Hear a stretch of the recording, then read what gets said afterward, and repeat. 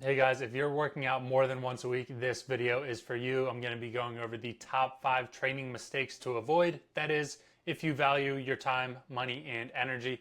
Now, you may get upset by some of these things I'm about to say, but I don't say this from a place of being on the outside looking in. I say it because I have done all of these things, made all of these mistakes, and with over 10 years of going to the gym nearly every day, I feel that I can speak on these things with the experience and knowledge and wisdom that I have gained while I am still continuing to learn every day. With that said, let's get right into it.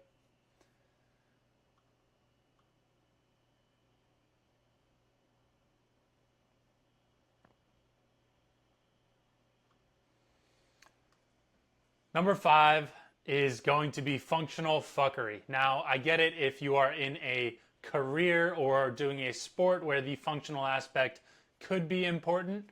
I think that is valiant and I respect the hell out of it. But for the everyday person, most people, to me, I see them doing the craziest, or just like if you had your goals on a sheet, functional training would probably be pretty low on the list for me when it comes to getting you to what I have my clients doing when it comes to their goals. So the functional stuff, to me, I get a kick out of it. I understand where it has its role, but I think it's overdone, especially in today's world where everything seems to be, or a lot of things seem to be functional, but to me they're just fuckery. So with that said, I'll move on. Determine for yourself if your functional training is directly correlating to helping you get closer to your goals or not. Most of the times I believe it's not. Now, that moves into perfectly number 4 being CrossFit or circuit training. Again, if this circuit training is something that helps you for your sport, your career, or getting you truly closer to your goals, that's good. But to me, a lot of times it is not, and I'll go into why the 5 training priorities are going to get you there a lot better. But with that said, I've seen and heard a lot of studies about CrossFit and circuit training and how it truly isn't as beneficial as most people would think. And realistically, you're typically not getting as strong, or, you're kind of crushing your cortisol, or, hitting yourself with more cortisol, helping you to, or sorry, not helping, but influencing you to not recover optimally and get the gains that you could have if you followed other training priorities that were more aligned with your goals. Now, that helps me move into the 3 candidates that are clear top 3 in my opinion. So let's get into each one of those. First up, we have the culprit of too many exercises. My goodness, there are way too many exercises being done by people that should not be doing those, in my opinion. Now, if you are a competitive bodybuilder, that might be something that you take advantage of because you're trying to isolate certain muscle groups that are very small, like your rear delts. But if you are a day-to-day guy, you can, have the rear delts be a secondary mover, like say in a row, doing a row, right?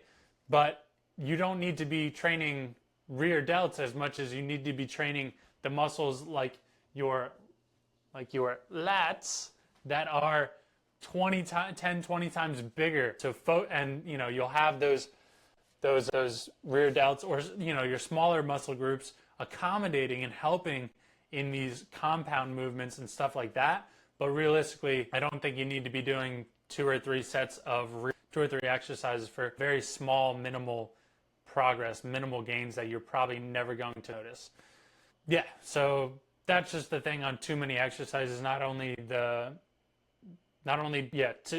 This point is specifically focusing on doing too many exercises in a sense where you're just doing too much and not really getting much of a benefit, if at all, from that, which moves into my next point pretty well, being the excessive volume, right? So it's not that you're doing too many exercises. Point 3 is more of doing too many exercises that don't really matter or don't really contribute as much as if you just did a few that really help. 2 is excessive volume. So even if you're doing the right exercises, you're doing them in a way that the volume of it is too much for you, especially if you're not on steroids like a lot of the guys that share these exercise programs. And I don't want to say a lot of the guys, but if you're following, like I've seen Arnold Schwarzenegger's program shared, and I can look at it and say, yeah, this is going to absolutely demolish a lot of people, because they're not going to be eating the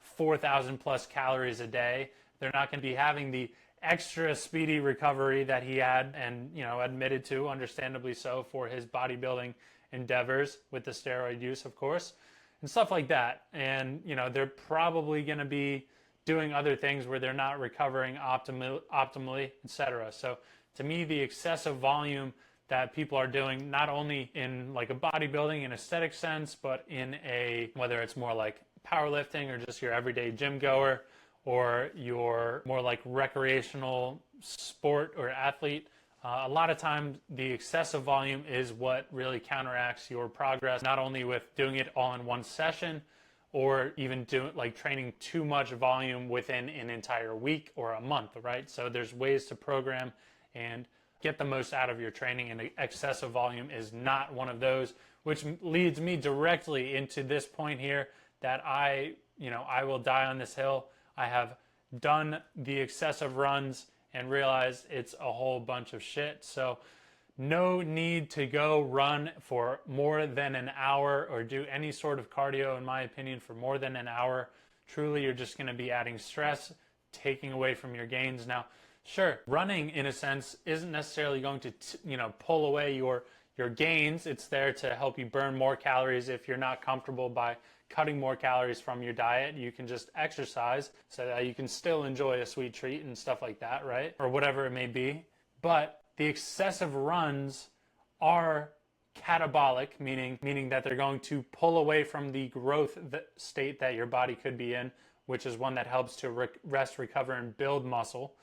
The excessive runs are going to shoot up your cortisol, your stress hormone, and they're probably going to mess up your mood, your appetite, your mental state, your emotional state for that day, the next day, etc. So to me, these excessive runs, sure, they might build some mental resilience, but I can get the same amount of mental resilience built not only in probably 6 minutes of sprints as opposed to 60 minutes of excessive runs. If you're really about it, you can go hard and get the same mental benefits from a short workout than you can from an extremely strenuous long workout. Because during those strenuous workouts, you're just hitting that point of, am I going, more or less like the point of difficulty where you're like, oh, might I stop at this point? You can experience that with high intensity as well. You don't need to challenge yourself mentally by trying to walk from East Coast to West Coast. You can truly, obviously that's excessive, but you can truly build that, that ability to keep going. I wouldn't call it necessarily that endurance, but that willpower, that grit can be built in way less time and not have any of the drawbacks that the excessive runs have. So if you're training for a marathon, stop right now. You're going to hate it, and you can enjoy your life a lot more and have more time for other things if you train the way that I'm about to talk about.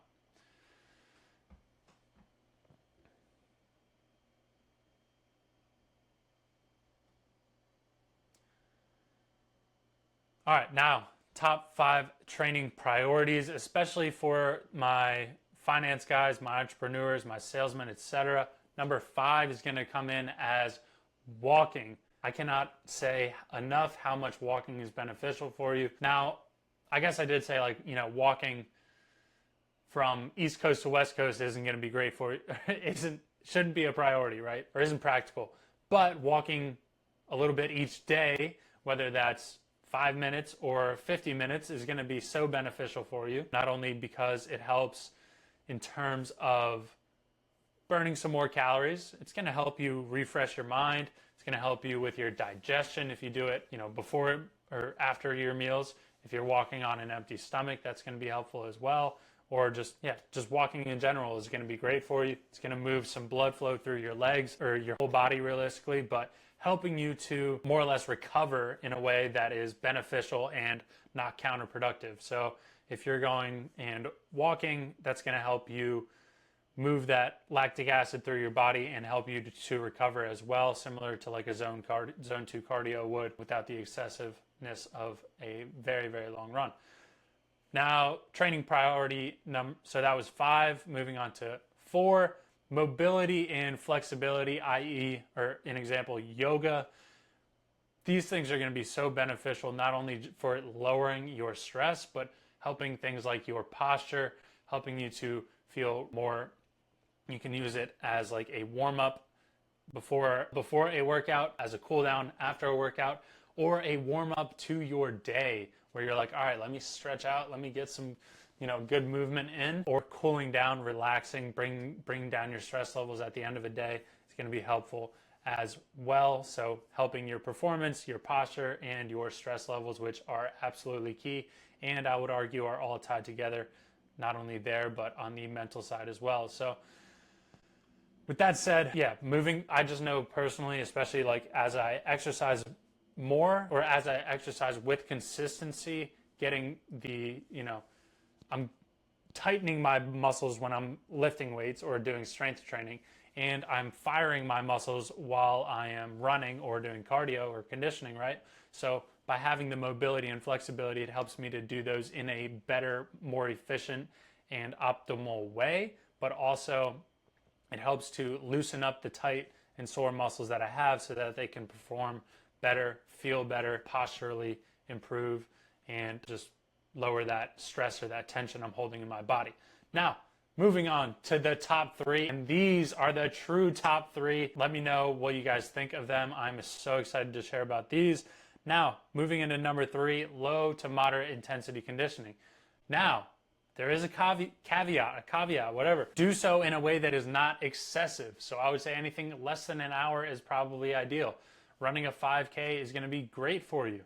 Running a 50K is probably so bad for you that I would never recommend it. Even if you're trying to do so for even if you have good intentions, I feel like the action is misaligned from the intentions, even if you're trying to do something crazy like that. Now, also, I feel like if somebody's like, it's like if you're doing a marathon, if you signed up for a marathon, you're probably doing it to lose weight. But realistically, you can eat more calories, if you're going to run a marathon and you probably won't lose too much weight, you're going to, what's it called? If you're trying to run a marathon to lose weight, you're not aligning your action with your intention. You should try to eat in a calorie deficit to lose weight. Now, doing more cardio might help you burn more calories, but I would argue, and I know from experience, I'm going to binge eat like crazy or just eat a whole lot of food after an extreme run. Like if I run 10 miles, just to say that I ran 10 miles, cool, but I'm going to eat a whole lot after that. There's no reason not to, in my opinion. All right. With that out the way, low to moderate intensity conditioning. So low intensity steady state, run for a half hour. Do the Stairmaster for a half hour. Stuff like that. The moderate intensity is more so just like, you're obviously not going to be sprinting for 30 minutes, but you can do some moderate intensity steady state or moderate intensity intervals in a way that helps you to reach your goals. Now, start with something that's manageable if this isn't something you're already doing, and then improve some from there. So I would probably do, if you're not running at all, start with a few weeks of low intensity and then mix in your moderate as well every other day or once a week or twice a week, whatever aligns with your goals. And I can talk more on that as we progress through the last 2. Now, moving into the last and final 2, if you're not doing these 2 things, you are playing yourself, believe me. There's so much research behind these that helps you to stay young, enhance your vitality, increase your testosterone, and really just your overall life satisfaction. So moving into number 2, we have high intensity conditioning. So to me, this is sprintervals, I like to call them. So sprinting intervals, etc. Doing that, I will say you can add things in here like explosive work when it comes to like broad jumps, stuff like that. So you're not doing necessarily strength, but you're also doing, getting your heart rate up, especially if you're doing a good amount of reps of these. So jumping, skipping, bounding, those are things where you're explosive, you're sprinting, you're jumping. Sprinting is, I'm not sure if I thought about it like this, but sprinting is basically jumping one leg after the other as fast as you can, right? So if you're doing multiple jumps and stuff like that, that's going to be helpful. But the focus here is on the high intensity conditioning, whether that's, all out swimming laps, all out bike intervals. My goodness, I have had some incredible workouts on a stationary bike. That is a spot that I feel like you have just a lot of variables are condensed down and you can control them so well and just really crush a timed interval sprint on a bike is a valuable and commendable training method. Now, with that said, not too much else there. We can move on to the granddaddy of them all. The number one top training priority that you should have is going to be high intensity strength training. And there's a caveat or qualifier there, low to moderate volume. I'm not here swinging a kettlebell 100 times. I'm not here doing 1,000 resistance band curls. I'm not even here doing a bench press for 10 sets of 10. I'm here doing one set of 3. You heard me right. One set, all out, of 3 reps is going to get you so much more growth, so much more improvement. Obviously you can do 3 sets of 5 or 1 set of 10 or 2 sets of 10, but around there, you're going to have low to moderate volume. And ideally in a program, you're going to start with, your moderate volume, go to low to moderate, even lower, and then have truly like a 1 rep max or a 5 rep on your auxiliary or non-core lifts, stuff like that. But high intensity strength training. So obviously you're going to be warming up. You're not just going to all out max squat with do your top set for the day on a squat or anything like that. But you're going to warm up and progress and get your way there. Start at 50%, 70%. Or I would say like 70% of the weight, 80% of the weight, 90% for a rep or 2, depending how many reps you're doing, right? You can warm up with anywhere from 1 to 15 reps, depending on your rep scheme for your top sets. And yeah, keep the intensity high as can be. There's also ways to gauge your intensity or program your intensity where you're going from 6 or 7 to an 8 or 9 in the workout or within a week or within a month. So it's not always going to be all max out stuff, but sometimes that's the kind of training that is in your plan and it serves a purpose when it's that way as well. Is it all the time? Probably not. Is it a necessary part? I would argue yes. High intensity is going to be the key there. Not doing high intensity in terms of like, an EMOM or a every minute on the minute kind of workout or a AMRAP. I guess you can do AMRAPs with hot, as many reps as possible or training to failure, yes, but not like something where you're doing it for like a minute straight. You should be doing it for like, 5-10 reps.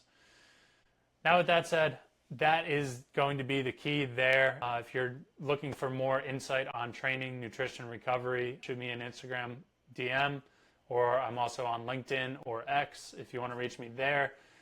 And drop a comment if you have any questions or want to, tell me your point of view. I'm open to learning more as always, but this is my current list as is.